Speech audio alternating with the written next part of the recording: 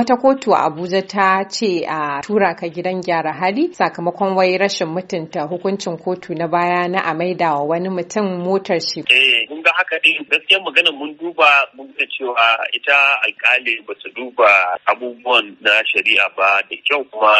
za mu ɗauka ƙara mun za mu yi filin a cikin site din wannan saboda lokacin da wani abin ya faru November 2018 ne ana ciyaman ko ba haka ba da suka yi filin wannan abin da suke kira na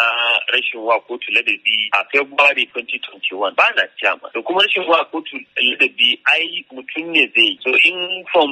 D48 da D49 din kamata ya ce an yi sabin ma tun individually wanda aka ce yayi ne so ba na ma ciyaman amma lokacin da na kowa ya san da cewa tun da na zo muna ta kokari mu ga cewa an bi tsari irin na kambin dokokin kasa ba wani chairman ko wani shugaba na law enforcement seminar wanda ya taɓa zuwa kotu ma ya bada shaida ko last week ina Lagos na je don in bada shaida a kotu to kuma da muka tsaya muka duba wannan abin muka gani muka ce to shikenan muka bada approval cewa a saki wannan kudin a saki wannan mota an kuma saki wannan mota din tun 27 ga watan June 2022 kuma kuma da an nasu muna kokarin mafi nasu zuwa consolidated revenue fund muna kokarin mu samu amma abubuwan da ake kima based on the records namu shine shi ma kudin ma an samu an da to me ne laifi a ciki kuma yadda muke maganan cewa cin hancin ne da rashawa ke trying ta faɗa tunda dai shi wannan na faɗa din a dole ne za su ci faɗa da kamar abin da muke cewa corruption fighting back. Na'am, la'akari da cewa yawanci idan aka zartar da hukunci a kotu an ce a fara bin umarnin kotu kafin a ɗaukaka ƙara. Shin akwai yiwuwar zaka fara bin umarnin kotu kafin a ɗaukaka ƙara? An riga an ɗaukaka ƙara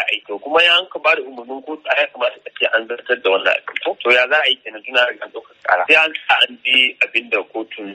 gaba ta yi kuma kamar yadda muka fahimci abin ai ana ba mutum ne a cikin judgment din ba inda suna na yadda